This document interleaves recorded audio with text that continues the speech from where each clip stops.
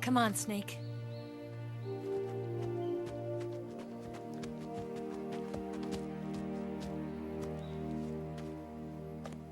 We made it. We made it. Over there.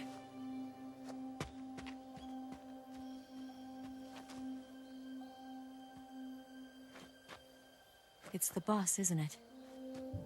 I'll go get the wig ready to take off. Right. I'll leave you two alone. But come back in one piece, okay?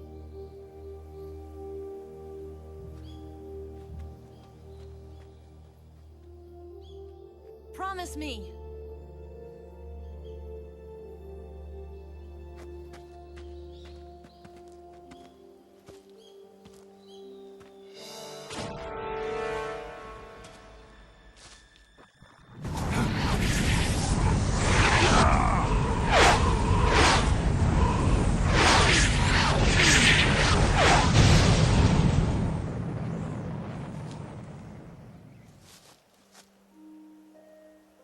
Life's end. Isn't it beautiful?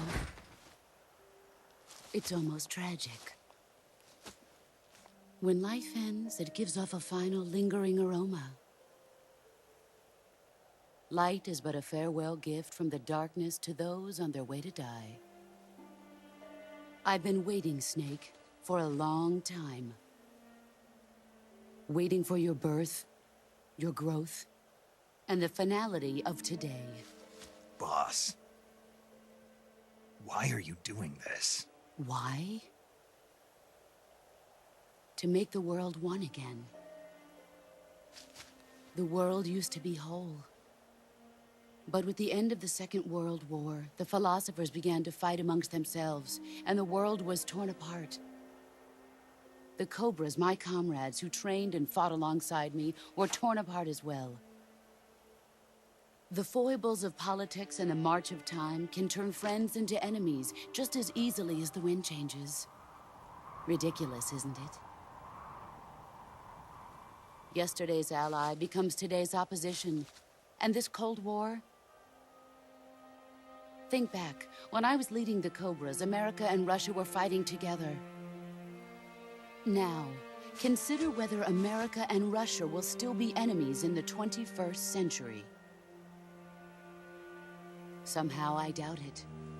Enemies change along with the times, the flow of the ages, and we soldiers are forced to play along.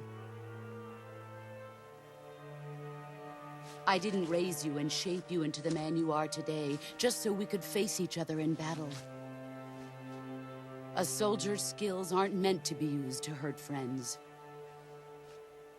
So then what is an enemy? Is there such a thing as an absolute timeless enemy? There is no such thing, and never has been. And the reason is that our enemies are human beings like us. They can only be our enemies in relative terms. The world must be made whole again. The philosophers must be reunited. I will devote my skills to that purpose. And with the Colonel's money, I will achieve that end. Just as I once created the Cobras. They are my family. I may no longer be able to bear children, but I still have a family.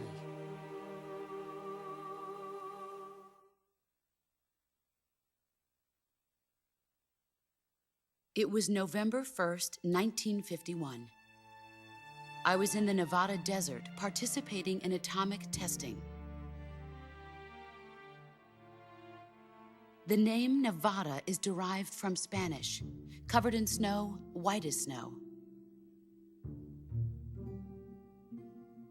And snow is exactly what I saw in that Nevada desert. It froze my blood white. Snake, you were an atomic test subject, weren't you? On Bikini Atoll.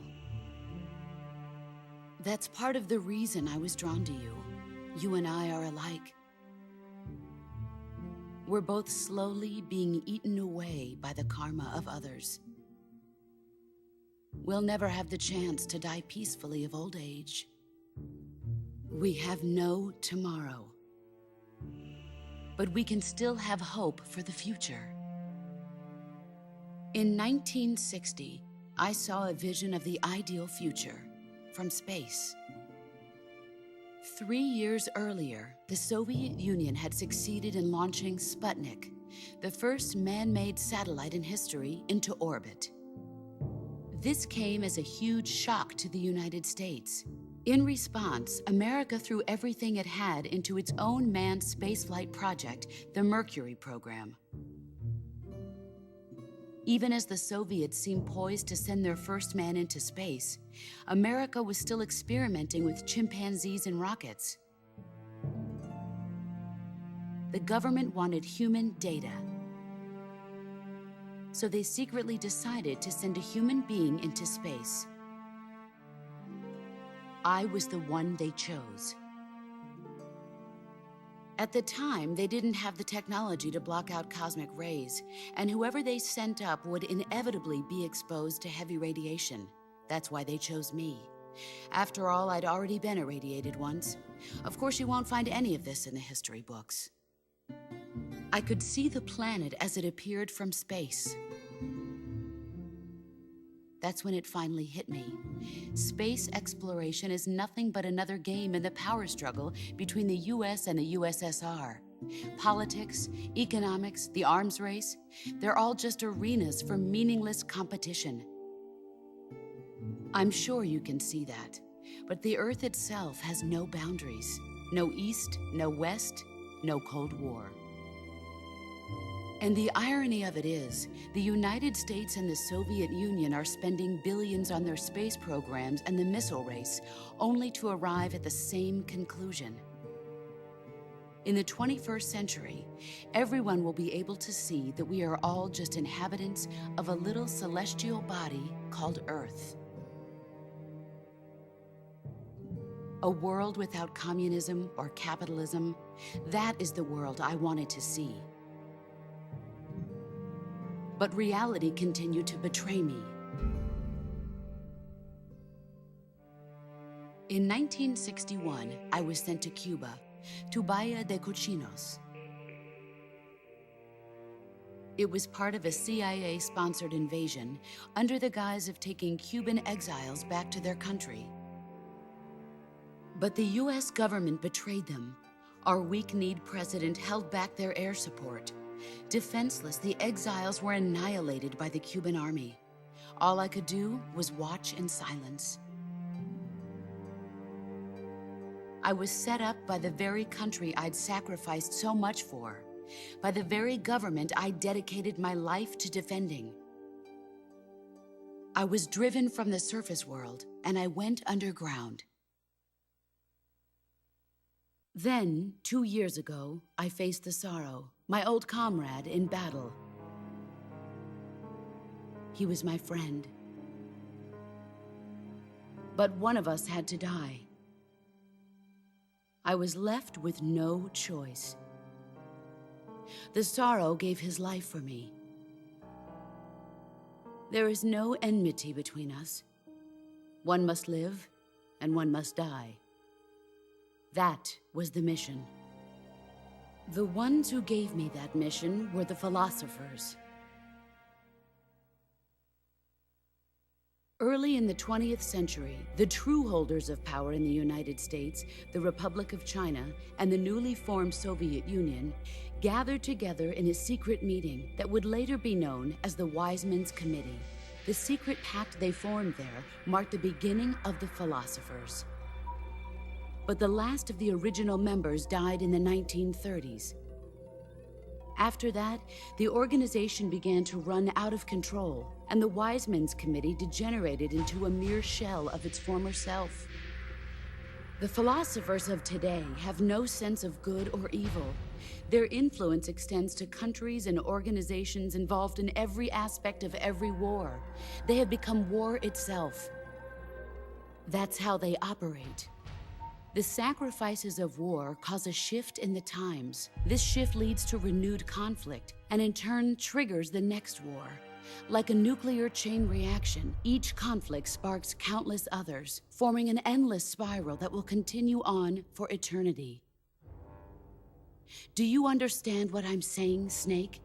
By consuming me and you, the philosophers intend to keep that cycle going forever. It was my father who explained all of this to me. He was one of them. You see, I am the last remaining child of the philosophers. But after he revealed the truth, my father was killed by that same shapeless, formless organization. And my father isn't the only thing the philosophers have taken from me. In June of 1944, the Cobras and I took part in the landing at Normandy. We'd been given a top-secret mission to locate and destroy enemy V-2 rocket installations. I was pregnant at the time. The sorrow was the father. I gave birth on the field of battle. A beautiful baby boy. But my child was snatched away from me by the philosophers.